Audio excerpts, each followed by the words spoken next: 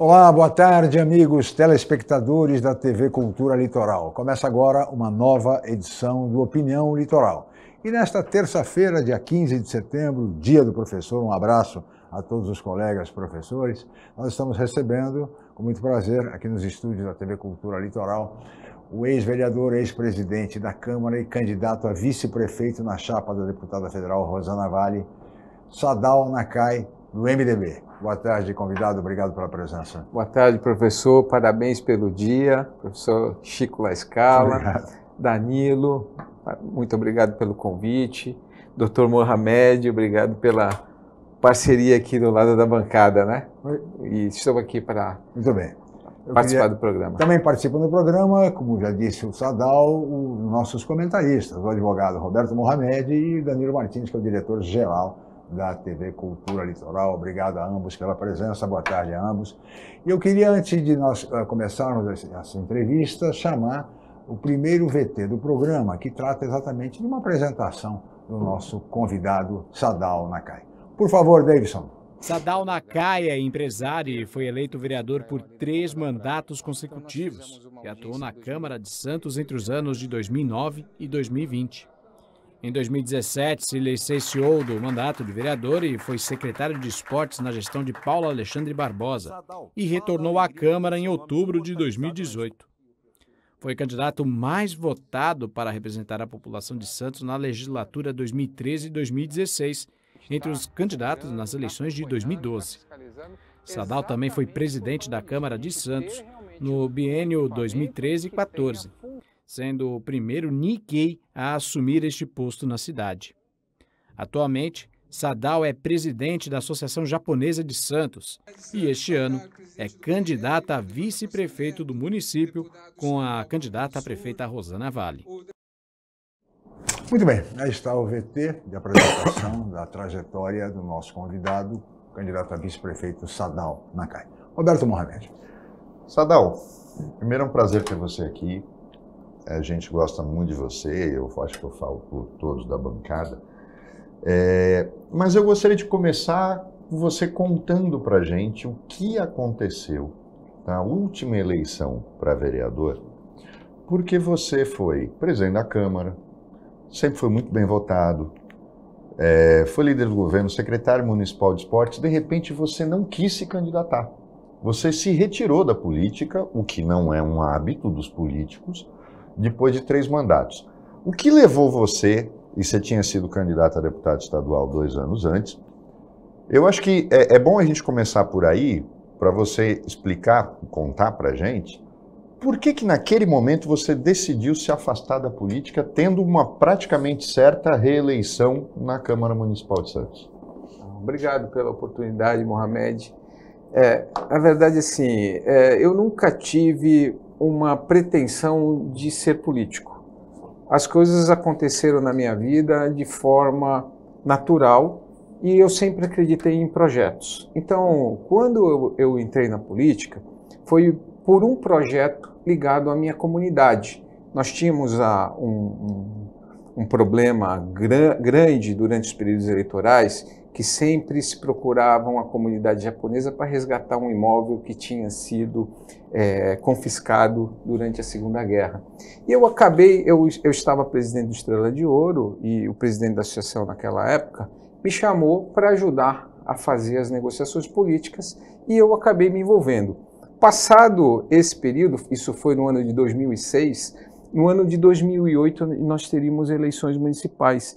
E a comunidade pediu para que eu fosse representante, porque o último representante político tinha sido o Matsutaro Ehara, o Tarô, e havia 20 anos que a comunidade não tinha um representante. Eu aceitei e fui eleito. Em seguida, houve a reeleição e eu estava no PSDB. E o PSDB nunca tinha feito um prefeito. E eu entrei no projeto do partido para eleger o então prefeito Paulo Alexandre Barbosa, da qual fui presidente da Câmara, fui eleito vereador mais votado nesse projeto político de 8 anos. Ao final desse 8º ano, eu não concordei mais com o projeto político que, na minha opinião, não estava sendo conduzido como eu imaginava, dentro das minhas possibilidades de participação, Por isso eu não concorri, porque eu não concordei com a reeleição, com o processo da reeleição. A gente precisa recordar que em 2020 nós tivemos muito problema no PSDB, houve uma fragmentação do partido e eu não concorri e me desliguei do partido. Eu fiquei sem partido e sem projeto político. E nesse momento eu entro num projeto político com a deputada Rosana Vale, que eu não conhecia, passei a conhecer por uma amizade em comum. Começamos a conversar sobre a cidade de Santos. Ela naquele momento tinha dúvida se concorreria ou não à eleição. E em função da aproximação, nós traçamos um projeto político de oposição ao governo, porque eu tinha várias coisas que eu não concordava da forma como o governo estava sendo conduzido e estou hoje num projeto político. Também não fiz nenhuma condicional para ser o vice-prefeito na chapa dela. Foi uma conjuntura e uma confiança que ela depositou na minha participação nesse projeto político. Muito bem. Danilo Martins, por favor. Primeiramente, muito bem-vindo, Sadal. Prazer tê-lo aqui. Parabéns, né, Chico? Hoje é dia do professor. Obrigado. É uma profissão quase em extinção, porque estão tratando muito mal os nossos professores, né? Tanto financeiramente também, mas quanto na questão do respeito, da educação e do posicionamento. Sadal, vou aproveitar que você está aqui, eu vou fazer uma pergunta. Você tem um posicionamento, que a gente já conhece a tua história dentro da política, uma pessoa mais centrada, um discurso mais equilibrado. Hoje, atrelado à deputada Rosana Vale, nós temos visto na campanha dela um discurso um pouco agressivo, tanto na questão de anúncios, na questão de publicidades, como a questão do wind banner, a questão da violência, no debate sempre atacando e criticando, mas eu particularmente tenho visto pouca proposta. Eu vejo, o que o prefeito está fazendo, nós vamos fazer melhor. Isso para mim não é interessante. Eu acho, o Mohamed ontem sabiamente falou, durante a nossa sabatina com a candidata Audrey Claes para vice-prefeito, muito, acredito eu, que não deva ser culpa dela, né? Tudo isso, não dá para ela tomar todas essas decisões. Como é que você vê aí um marqueteiro, ou quem é que está tomando essa decisão de fazer uma campanha tão agressiva, sendo que você tem um comportamento que a gente já conhece, mas equilibrado, não condiz muito com o teu discurso. A gente entende quem você é, sabe quem você é, e acho que falta um pouco de proposição aí para esse pleito. Eu acho que sim. O primeiro turno deu poucas oportunidades para manifestação em relação ao debate, né? Então, as pautas muitas vezes que foram colocadas, a forma como a gente tem lidado com a imprensa de uma maneira geral, de pouca oportunidade de manifestação, a não ser nos programas, nos debates, nas sabatinas, elas acabam levando talvez a uma narrativa de uma imagem agressiva. No entanto, o que nós precisamos observar? Há uma proposta de oposição ao governo. Há um plano de governo que foi escrito, da qual participei, que a gente preferiu fazer as diretrizes de propostas para o governo, porque é importante que a gente... eu estive na Câmara Municipal e uma das coisas que nenhum governo respeita é o ciclo orçamentário. O plano plurianual, a lei de diretrizes orçamentárias e o próprio orçamento. O próprio governo hoje tem questionamentos do Ministério Público de Contas que mexeu mais de 40% no ano de 21 e 23. E era uma prática que a gente observava na Câmara Municipal e questionava muitas vezes, porque a forma legislativa dá possibilidade a isso. Então, o que eu fiz no ano de 2016 para contribuir com o processo democrático, Danilo? Eu procurei aprovar na Câmara o plano de metas. O plano de metas é uma legislação municipal que o prefeito, sem nenhuma punição ao prefeito, mas todos os projetos obrigatórios de leis tem que estar ali, o plano diretor, a lei orçamentárias, e o prefeito tem que definir qual é a meta clara. Para se chegar a uma meta clara, você precisa discutir com a sociedade, e esse é o grande questionamento da oposição. Como o governo tem tomado decisão do uso do dinheiro público, sem as consultas públicas devidas, sem a consulta à Câmara Municipal, que no processo democrático é que deve representar a população. Então, essas diretrizes estão colocadas e elas visam principalmente melhorar os serviços públicos, melhorar as políticas públicas, para que o dinheiro público possa chegar em serviços de eficiência para o cidadão. A gente questiona muito, tem muitos contratos, muitos processos que precisam ser questionados e avaliados no escrutínio desse processo eleitoral. Candidato, nós tivemos um primeiro turno muito equilibrado, uma diferença pequena da ordem de 1.500 votos em números absolutos entre o prefeito Rogério Santos e a deputada Rosana Vale.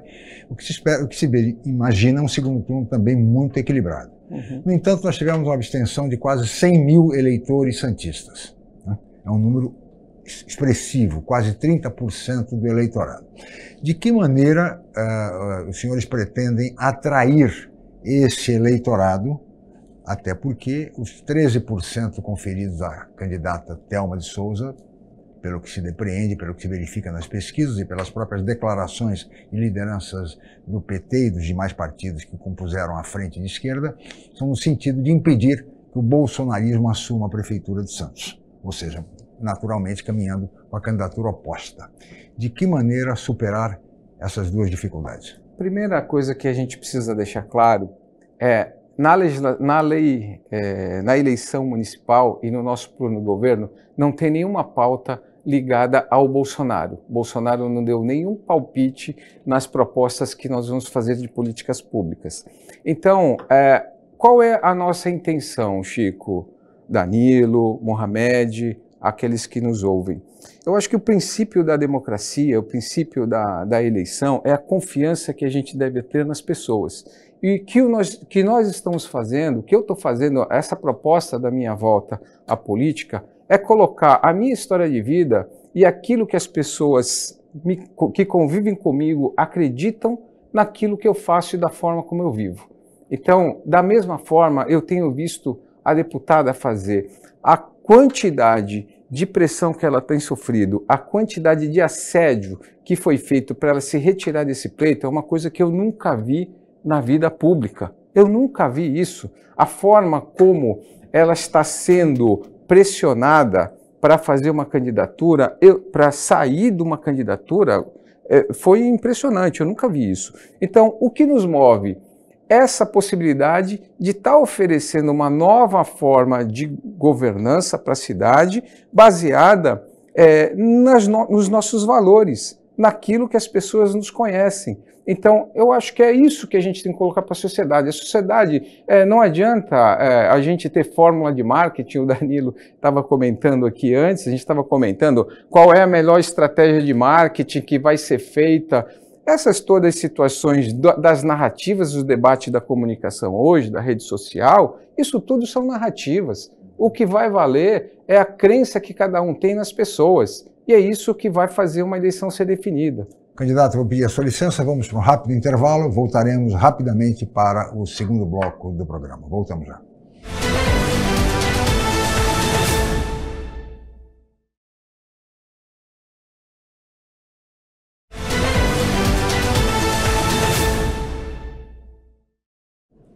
Muito bem, estamos de volta com a Opinião Litoral desta terça-feira, 15 de setembro, recebendo hoje, aqui nos estúdios da TV Cultura Litoral, o candidato a vice-prefeito na chapa de Rosana Vale, Sadal Nakai, ex-presidente da Câmara, que é afiliado ao MDB, Movimento Democrático Brasileiro. Roberto Mohamed. Sadal, a gente está falando agora no intervalo, mas é bom puxar o assunto e ir por aí, porque Santos é uma cidade incoerente no sentido que há um divórcio da Câmara dos Vereadores com a população, e você viveu isso na pele durante 3 legislaturas. Eu comentava aqui que cheguei na Leroy Merlin, a coisa começa com a minha idade, porque a partir do ano que vem eu tenho direito a pegar a credencial de idoso, e aí qualquer lugar que você vá tem mais vaga para idoso, deficiente, grávida e autista do que para carro normal, o que é uma coisa que não dá para entender. Uma cidade ter esse absurdo, que é não saber fazer conta. Em contrapartida, Santos tem um problema de mobilidade absurdo. Calçadas, você teve na época que você era vereador e presidente da Câmara, você fez uma das grandes discussões sobre isso, sobre se o município ia arrumar, padronizar as calçadas, cobrar do munícipe depois, por causa daquela coisa de que é o munícipe que tem que cuidar da calçada.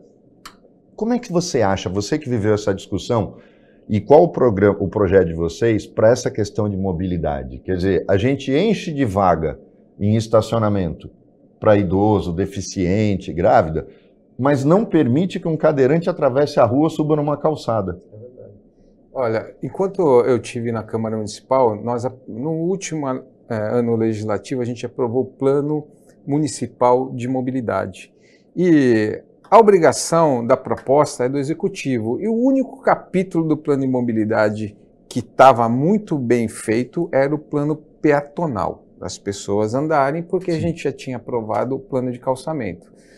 Mas foi o único capítulo. Então, a mobilidade na cidade, ela realmente precisa ser discutida. E além dessas questões da sincronização do semáforo inteligente, que a deputada vem comentando, e vamos buscar tecnologia para isso, a gente tem também na discussão uma nova discussão sobre itinerário do transporte público. A gente não basta só discutir subsídio do transporte público, como o governo vem fazendo hoje, se não discute o novo itinerário que seja eficiente para as pessoas terem motivação de andar no transporte público. Se eu tenho um transporte público que eu possa, em 15 minutos, chegar do centro à ponta da praia, eu vou pegar, eu não vou pagar um táxi, um Uber, ou não vou pegar uma micromobilidade, eu vou usar o transporte público. Então, essa discussão não se faz há décadas na cidade. E essa era uma matéria que a gente tentava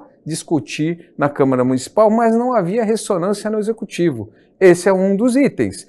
A outra discussão é favorecer a integração dos modais que o Estado está colocando na nossa cidade para essa eficiência se fazer. Por exemplo, o VLT. Essa segunda parte do VLT vai precisar ser rediscutida novamente, porque ela não vai ter eficiência a curto prazo, mesmo que ela seja entregue, porque não há tanta movimentação. O governo do estado provavelmente vai continuar subsidiando, mas a gente precisa fazer a integração dos modais e das linhas para que isso tenha eficiência.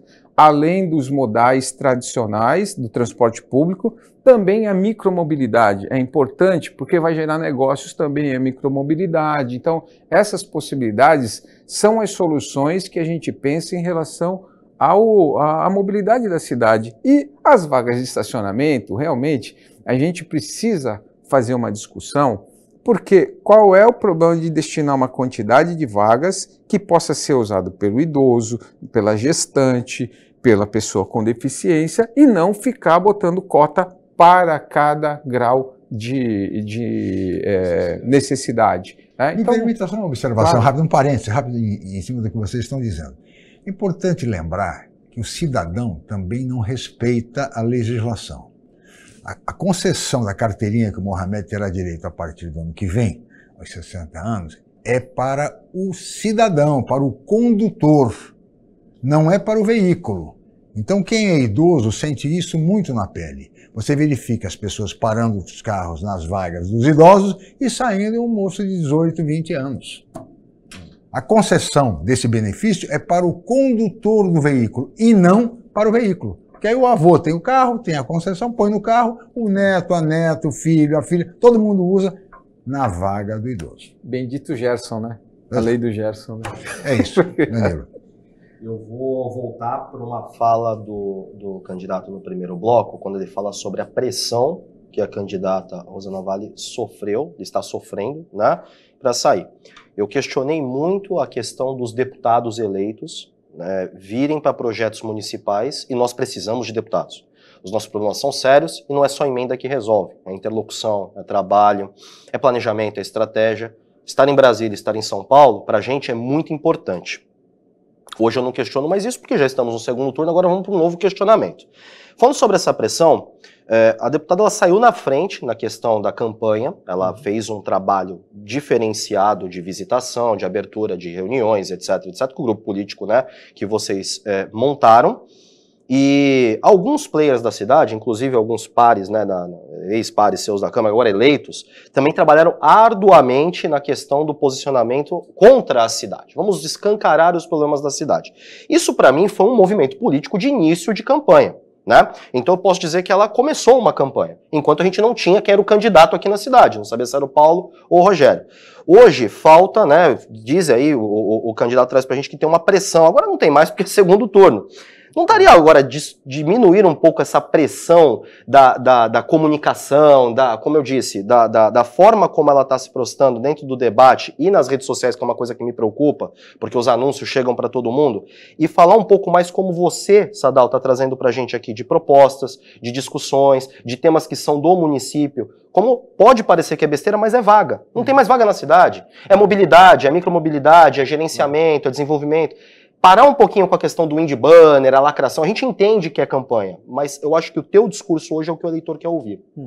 Olha, eu vejo o seguinte, né? A campanha tem sido muito dinâmica e a diferença de estrutura que nós temos com uma estrutura de um governo é muito grande, é abissal a diferença. Então, as reações que tiveram em relação a essas questões do indie banner foram porque na rotina de trabalho, do dia a dia, do comitê, começou a aparecer, primeiro os colaboradores iam buscar e não tinham material, e depois começou a aparecer uma série de vídeos que foram enviados para a gente sobre pessoas levando o material, né? Então, a estrutura. E isso começou a ser reiteradamente. Então, foi uma reação natural de manifestação, porque havia uma série de impedimentos, por exemplo, isso eu estou colocando aqui, é público, da gente fazer campanha em alguns lugares. Então, por exemplo, em alguns lugares na Zona Noroeste, nas comunidades, nós não conseguimos entrar, né? Em alguns lugares do morro nós não conseguimos entrar. Então, esse tipo de pressão, ele aconteceu o tempo todo. Então, a reação foi uma reação de uma pessoa que está sob pressão e fazendo campanha política, né? Então, está tendo perda do pouco material que acaba tendo, a muito custo, você tendo que colocar nas ruas, há uma desproporção em relação, por exemplo, a esse material na nossa cidade. Nós temos muito menos material e acabaram sendo extraviados, né? Então, esse tipo de pressão é que ela acabou criando aquela situação de manifestação. Agora, as propostas elas começam a aparecer porque o tempo de televisão passa a ser outro hoje. A condução de campanha será propositiva a partir do segundo turno, né?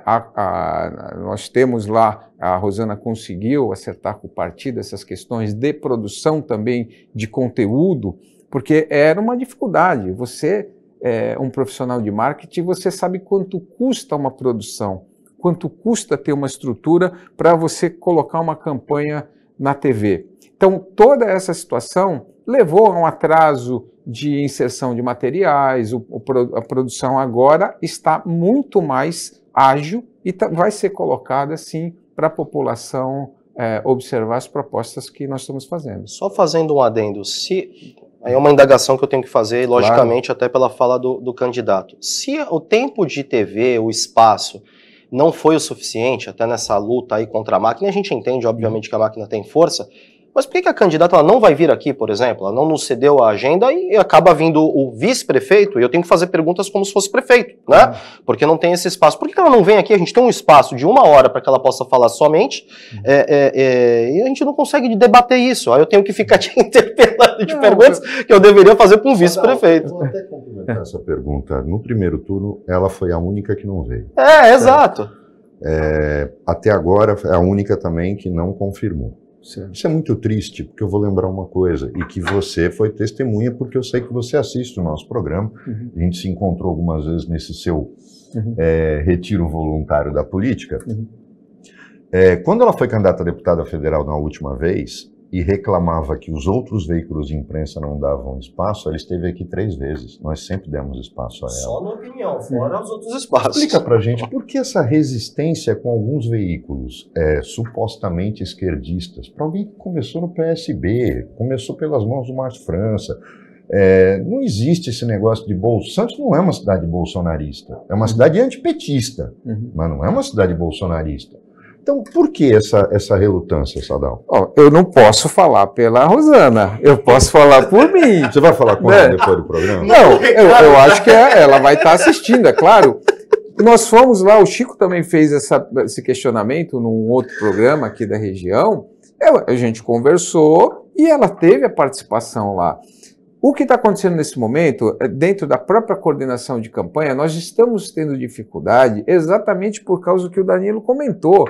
Nós saímos agora, há uma agenda de TV que precisa ser feita todo dia, devido a uma programação de uma emissora, e ela sai para fazer campanha, e ela sai para produzir conteúdo que precisa ser colocado nesse segundo turno para a TV, para a gente poder produzir conteúdos que faltaram no primeiro turno. Então, essa intensidade da agenda dela tem me colocado agora, tem me colocado à disposição. O vice serve para isso.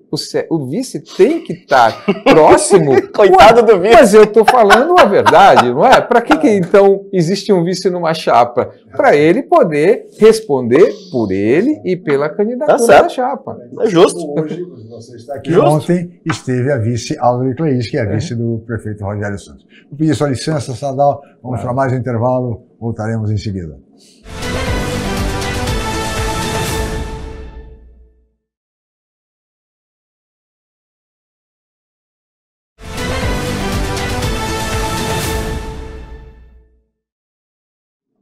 Muito bem, estamos de volta com o Opinião Litoral desta terça-feira, 15 de setembro, e hoje recebendo o vice-candidato a vice-prefeito de Santos na chapa de Rosana Vale, Sadal Nakai, do MDB. Sadal, que foi secretário de esportes do município. Aqui no programa nós temos debatido muito a questão do esporte, o Mohamed levanta isso com frequência, a importância da atividade esportiva, juntamente com a área de educação, no sentido da formação das crianças e dos jovens, enfim, e é o melhor método de tirar a criança da rua, é a prática esportiva. No entanto, o senhor foi secretário de esportes no governo do prefeito Paulo Alexandre Barbosa, portanto é alguém que tem experiência nessa área. Com relação ao esporte, nós temos uma cidade que foi considerada pelo grande cronista de Santos, falecido, saudoso Devaney, Adriano Neiva da Mota e Silva, que disse certa vez que Santos é a cidade mais esportiva do Brasil. Com relação na hipótese dos senhores chegarem ao governo, o que se pode esperar de concreto, de objetivo, de prioritário para a área esportiva, que ultimamente andou um tanto quanto abandonada, sobretudo no que tange aos equipamentos esportivos da cidade? Bom, primeiro, assim, é importante entender o contexto que eu tive de oportunidade na Secretaria de Esporte, foi de conhecer uma execução de um orçamento que sempre foi pífio dentro do orçamento público, menos de 0,1%, né?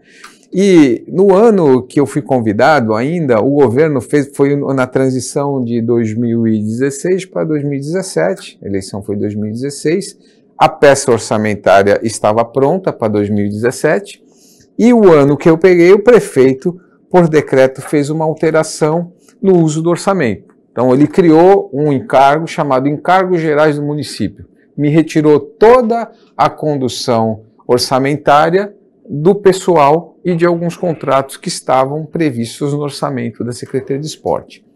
Então, eu acabei tendo uma experiência muito interessante, porque além de pouco dinheiro, foi reduzido mais ainda, né, para fazer alguma política. O que deu para perceber? Que todo esse sucateamento que há em relação às estruturas de esporte que existem hoje é por falta de previsão orçamentária. Então, o modelo orçamentário que o governo faz hoje, assim, ó, tem o teu dinheiro aí, se vira. Como é que eu vou fazer manutenção no equipamento se eu não tenho recurso? Se não está previsto um recurso na Secretaria de Obras, por exemplo, ou na Secretaria de Serviços Públicos para você fazer uma intervenção. Então, tudo é emergencial. Ó, você resolve aqui, então você não tem uma programação de manutenção. Então, a primeira coisa que precisa ser feita para as atividades esportivas se transcorrerem em uma cidade é você ter equipamentos bem estruturados. E isso é uma política de governo, não pode ser uma política de secretaria, é uma política de governo. E esses equipamentos ele podem estar na Secretaria de Educação, ele pode estar na Secretaria de Esporte, ele pode estar nos equipamentos privados, ele pode estar em vários locais. E você tem que ter uma intersetorialidade das atividades esportivas. Atividade esportiva não é só atividade de alto rendimento, é atividade social, é atividade educacional, é atividade de saúde. Então, uma das metas que a gente tem é colocar a atividade esportiva como ferramenta de prevenção de saúde.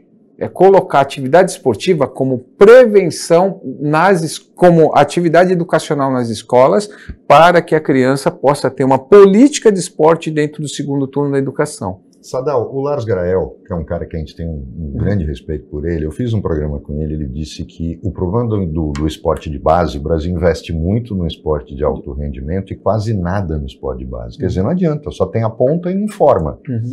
E que isso coincidentemente ocorre num momento curioso. Quando o MEC era um órgão só, e isso se refletia no Brasil inteiro, era uma secretaria para cultura, educação e esportes, funcionava. O ensino era melhor, o Brasil respeitava a sua cultura e o esporte era praticado nas escolas. Todo mundo tinha educação física. Quando separaram, o esporte foi pro ralo, a cultura não existe e a educação caiu de nível. Você falou de intersetorialidade. Essa é a palavra mágica. Ontem eu questionei a Audrey sobre isso, vou questionar você sobre a mesma coisa. Você tem um secretário de esporte sem verba, um secretário de cultura sem verba, a educação rechonchuda. Só que aí ela quer, aí é escola cívico-militar para dar emprego para PM aposentado, aí é escola em tempo integral para deixar as crianças jogadas na quadra fazendo jogo de burro cego, cabra cega, queimada.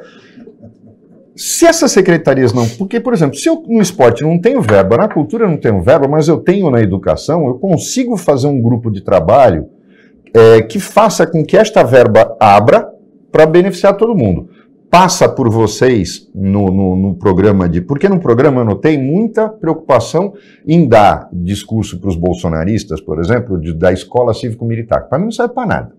Só a única diferença, não tem mudança de currículo, não tem nada, é criança em pé com a mão no coração, cantando o hino nacional e um monte de PM aposentado ganhando dinheiro.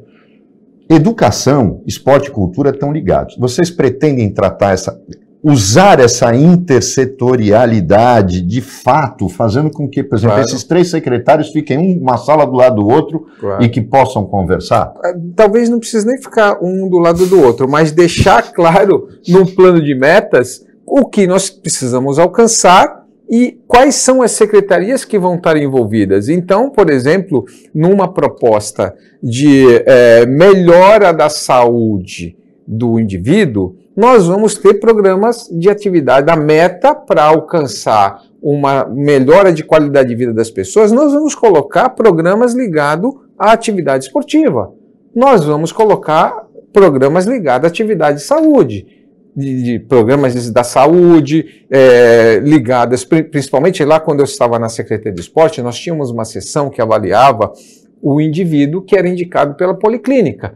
Você tinha um profissional de educação física lá na policlínica e você tinha um profissional de educação física na Secretaria de Esporte. Eles não se falavam e eram, dentro do modelo de contratação estatutária, eram totalmente separados. Um era da saúde, o outro era... E os dois são agentes de saúde hoje pela legislação federal. Então, uma grande discussão hoje é que o profissional de educação física, ele tem que ser um agente de saúde. Ele tem que ser tratado como agente de saúde, não só como um técnico de handebol, um técnico de futebol. Ele tem que estar preparado para ter um plano de trabalho que ele vai executar uma política pública definida. Então, se for dos programas de saúde, vai estar lá na nossa meta de qualidade de vida, programas que estejam vinculados a uma parte do orçamento para a Secretaria de Esporte, uma parte de orçamento da Secretaria de Educação, e assim a gente vai buscar a execução dessa meta.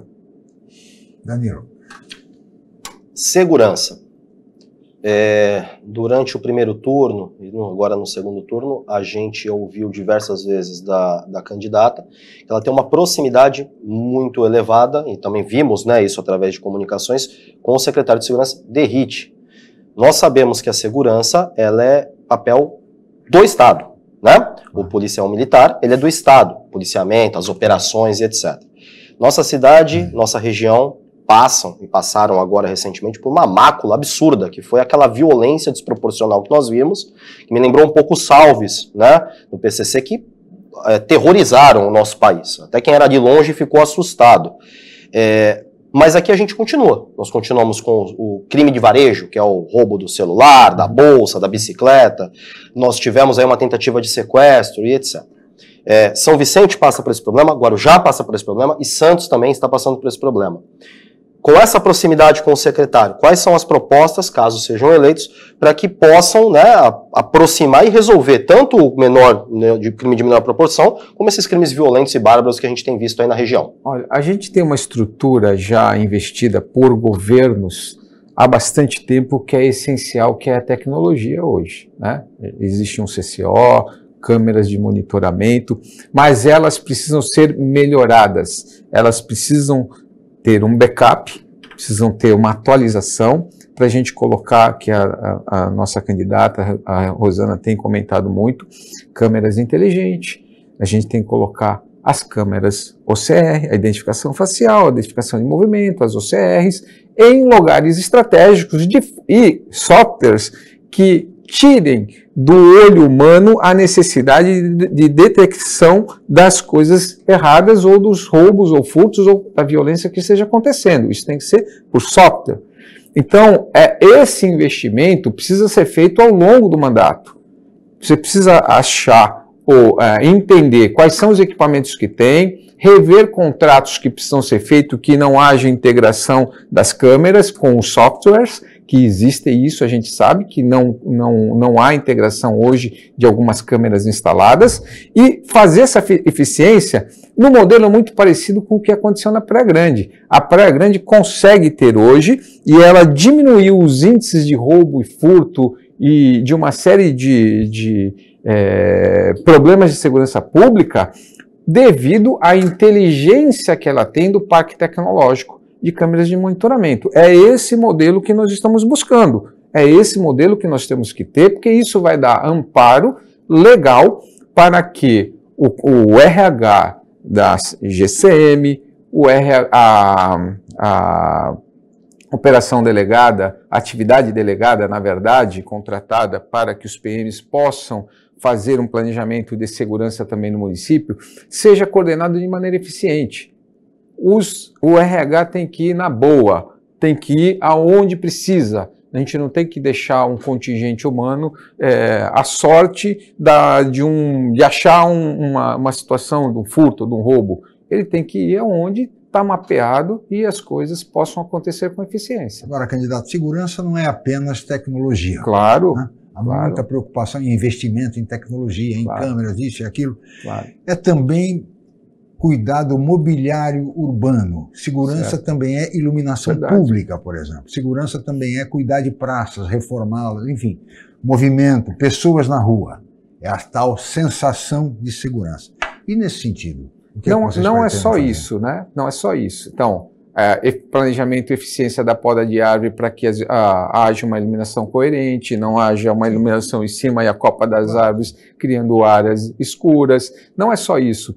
Há também na legislação municipal algumas atividades que precisam ser melhores controladas, como os ferro-velhos, por exemplo, que podem ser pontos de receptação e ser um agente, uma porta para que os furtos acabem acontecendo. A gente tem visto muito em áreas mais separadas da cidade, o centro, a Pedrolessa, por exemplo, tem uma série de furtos que estão acontecendo, de cabos de energia, de janelas, de portões, que acabam ocorrendo e que você não consegue fazer uma contenção. Então, eu acho que a inteligência também do processo administrativo e das atividades que estão dando oportunidade de receptação, a gente tem que olhar. Muito bem, candidato, nós vamos para mais um rápido intervalo, voltaremos em seguida com a opinião litoral.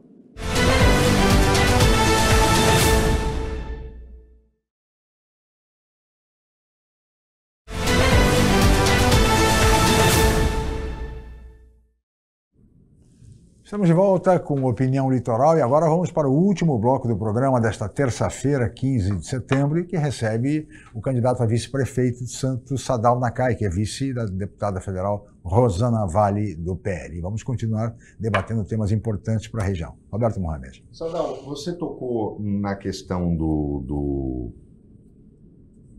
dessa integração que tem que haver, e aí eu vou A trazer intersetorialidade. Sensacional a palavra, agora eu vou usar toda hora nisso. Até eu queria usar só o tempo do programa para pedir desculpa para o telespectador, porque eu falei que nós íamos fazer o debate aqui, que esse é um modelo diferente, e é bom quando eu falo e o diretor da TV está na mesa, eu tenho que pedir desculpa às pessoas porque a gente não vai fazer por motivos diversos, infelizmente, acho que é uma perda terrível para isso, e nós íamos inaugurar um modelo novo de fazer. Infelizmente, como diria Chico Buarque, tem o dono da voz e a voz do dono, né? O dono da voz sou eu, a voz do dono mandou, a gente obedece. Mas, Sadal, o centro da cidade sofre uma ação de falta de planejamento que é inacreditável. Eu acho que você ouve, andando na rua, já como vereador ouvia, o excesso, a indústria de tombamento em Santos, que não guarda nenhuma noção de realidade. Tem um imóvel, por exemplo, lá na Conselheiro Neves, o coitado do Souza, que há anos pede porque a casa não tem interesse histórico, arquitetônico, nenhum. Foram duas professoras da faculdade de arquitetura que ficavam bravas porque ele não mostrou a casa porque a mãe estava doente. Olha só o nível. Duas professoras da faculdade conseguem fazer um movimento de tombamento de uma casa que não tem estilo arquitetônico nenhum. E o imóvel do lado também não tem razão nenhuma. A história ali foi sede do DOPS. E daí que foi sede do DOPS? Quer ver como é que era? Vai no Presídio Tiradentes, que é museu em São Paulo. Não precisa fazer isso aqui. A gente não precisa ficar fazendo homenagem à ditadura nem à tortura. Então, para que aqueles imóveis estão tombados? Tem até capivara lá naquele imóvel da Alexandre Herculano com a Conselheiro. Eu já vi macaco, mas eu tenho certeza que deve ter uma capivara ou duas lá dentro. Será que os saguis não estão lá, não? Os saguis também estão lá. Eu acho que levaram para lá. Não, mas não iam levar para lá. Lá tem macaco. Num ponto nobre, né, Roberto?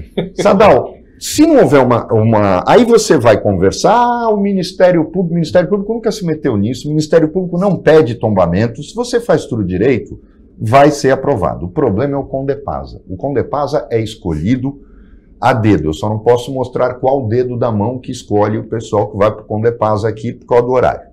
Mas, vocês já discutiram isso na campanha? Porque preservar ruína... Santos é a única cidade que tem grau máximo de tombamento de telhado. Isso é uma coisa absurda. O centro de Fortaleza histórico foi preservado só na fachada. Ninguém consegue AVCB no centro para montar nenhum botequim. Verdade. Vocês já discutiram isso em campanha? Esta ação, porque o prefeito que nomeia metade do Condepasa e o presidente que tem o voto de Minerva.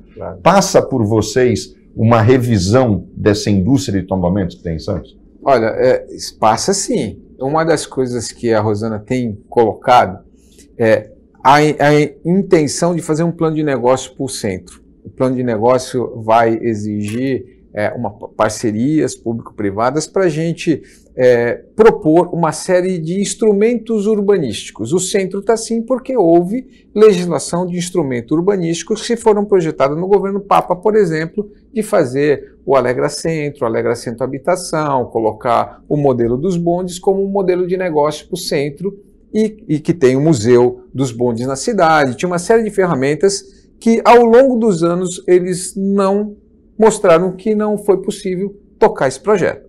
O governo do Paulo, quando veio, ele criou o modelo através do transporte público, achando que ia revitalizar o centro, que foi trazer o VLT, mudando totalmente o traçado do VLT. O VLT passava pela Conselheiro Neves, ele fez a modificação tentando induzir o mercado imobiliário para o traçado do VLT e trazer grandes empresas devido a esse modal. A gente está falando aí de 2016, quando falava-se em pré-sal, quando se falava, tinha dinheiro do PAC Mobilidade, tinha uma série de recursos. As 3 torres da Petrobras. As 3 torres da Petrobras. E também ficou um mico lá, porque agora a traçado do VLT virou um mico, porque não veio dinheiro, não veio grandes empresas, ficou um mico.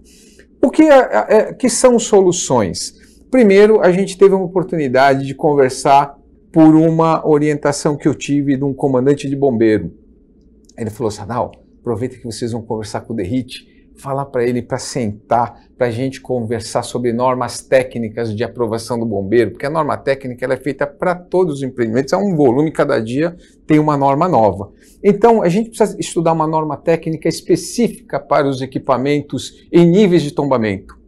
A gente está falando bem tombado, é bem tombado. Agora, a gente tem bastante níveis de proteção, não níveis de tombamento. Níveis de proteção, a gente tem que adequar a legislação, conversar com o CONDEPASA, com os técnicos do órgão técnico de arquitetura, que são os órgãos que fazem a condução, mostrar um projeto em que haja uma flexibilidade, tanto das normas técnicas quanto das legislações de níveis de proteção, para que a gente possa dar vida ao centro. O importante é preservar, mas também ativar a vida na cidade, a gente precisa dar ocupação. Então essa é uma discussão, a discussão levar a habitação de médio padrão, acabar, erradicar com os cortiços que tem em imóveis. Então, e um grande problema que a gente vai ter, a Rosana ganhando a eleição, é os imóveis que estão caindo em função do traçado do VLT. Tem uma série de imóveis que estão escorados lá e que vai ter que ser discutido com o órgão técnico, com o Estado, qual é a solução. Do Estado, qual é a solução? Eu entendo que o Estado tem que indenizar uma série de equipamentos e ali propor uma revitalização de maneira adequada. Tem um trecho lá onde eles colocaram uma estação ali na Campos Melo, que eles querem desapropriar 2 metros numa edificação, vai tirar a sala do cara e metade do estacionamento para desapropriar. Isso não cabe, doutor. Vamos lá, vamos conversar com o Estado, indenizar e vamos Nós tocar. já estamos aproximando do final do programa, mas eu queria colocar ao senhor uma questão que é apontada pela população como a mais grave, a mais séria e que preocupa a todos, que é a questão da saúde. Certo. A saúde pública. E especialmente no nível de ambulatório de especialidades. Nós temos uma fila imensa e pessoas aguardando 6 meses, 8 meses, Roberto, para um exame de endoscopia, por exemplo. Tá certo? De que maneira vocês pretendem enfrentar esse problema gravíssimo do exame de especialidade? Certo. Não vai ser por meio da telemedicina, certo. Tá certo? Que é um primeiro contato. Certo. Parece que a telemedicina agora é a grande panaceia da área da saúde. O ambulatório de especialidades, a fila que prejudica as pessoas, que faz com que as pessoas fiquem em casa sofrendo por falta de um exame adequado. Tem coisas de curto, médio e longo prazo, né, Chico? Então, um modelo que a nossa candidata, a Rosana, está trazendo e ela está divulgando, essa telemedicina que ela está propondo, existe já implantado no município de Jundiaí. Há um prefeito que é parceiro dela, que tem um modelo de saúde que está dando certo lá, que ela quer trazer, que é uma consulta com o especialista na frente do paciente e com o médico clínico geral, para agilizar os procedimentos administrativos de uma solicitação do exame. Mas isso não exclui o exame. Não exclui o exame. Os exames são contratos. A gente precisa contratualizar os exames para que sejam ágeis. Não pode o Hospital Guilherme Fonte, a maternidade, esperar 6, 7 horas para ter um exame de sangue de uma paciente que está numa mesa de cirurgia.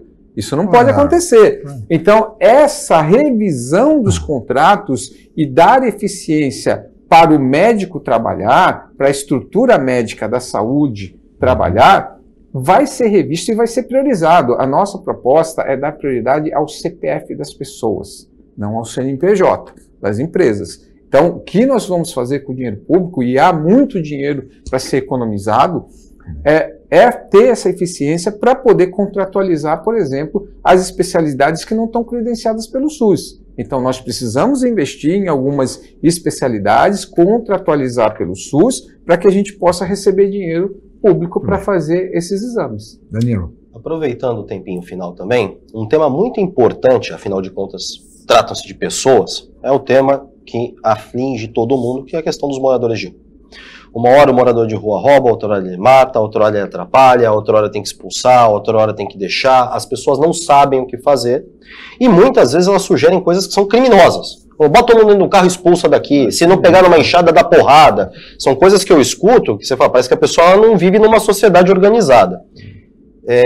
tirando toda a narrativa política e marketing, campanha e etc., quais são as propostas concretas para se resolver este problema, que é um problema mundial, estadual, nacional e nosso aqui municipal? Até bem rápido, Sadal, para te orientar, porque na propaganda de televisão da Rosana agora no segundo turno, ela chega a mostrar um pessoal com enxada numa calçada e fala que é um absurdo dar emprego para ex-presidiário ao invés de dar para o cidadão comum. Eu acho essa frase infeliz, tenho certeza que você não pensa assim.